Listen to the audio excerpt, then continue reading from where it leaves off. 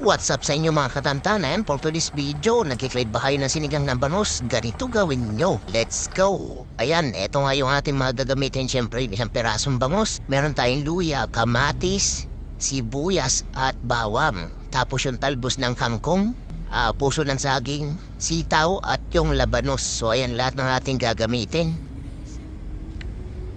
Sa kaserola, maglagay ng konting mantika. Igisa yung bawang.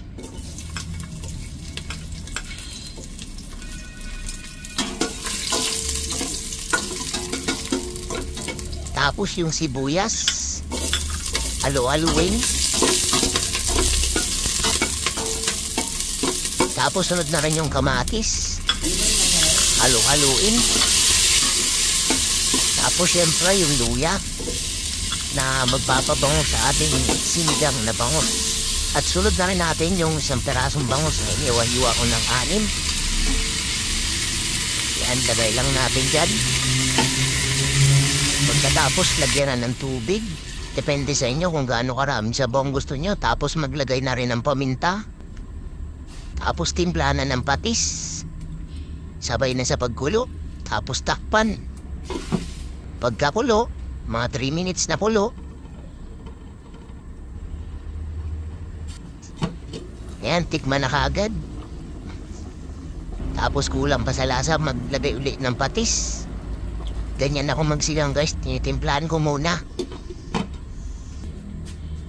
Yan, pagkakulo nga uli. Ilagay ko na yung puso ng saging. Tapos yung sitaw. Tapos yung labanos.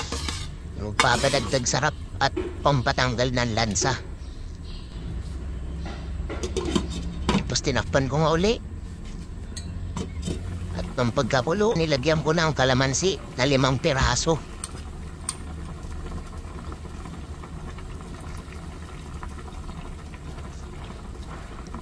Tapos sinabay ko na rin yung sinigang mix.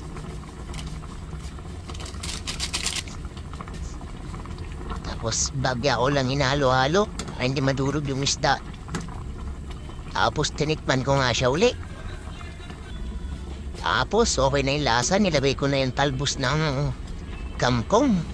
Yan, napakasarap na ito guys. Try nyo rin lutuin. Tapos tinapan mo lang uli. Tapos pinakulong ko lang ng 1 minuto. At ayan, luto na yung ating bangos. Okay na siya. Napakasarap na ito. Ayan, magsandok na tayo. Napakasarap na ito guys. Yan o. Taba ng bangos o. Sarap. Try niyong lutuin to guys. Tapos yung gisahog no na gulay. Yung puso ng saging. Yung puso ng saging kasi nakakawala din ng lansa yan. Pag na-try nyo to, nako, mapaparami talaga kayo ng kanin.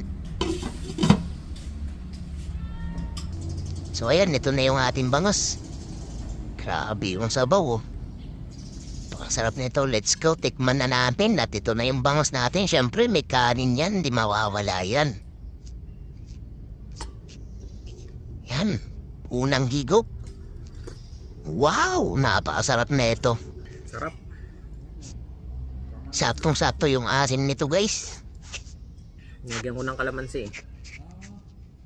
Yan. Tikman na rin natin tong gulay. Tikan pa ako mapasok dyan, nang init pala. Wow, sarap. Higop uli.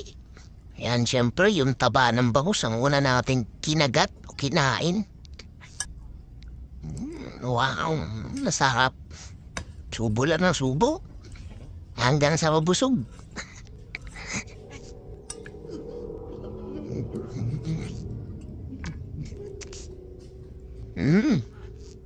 So, ayan. Diyan muna kayo. Manood lang kayo. Ayan, kain muna ako.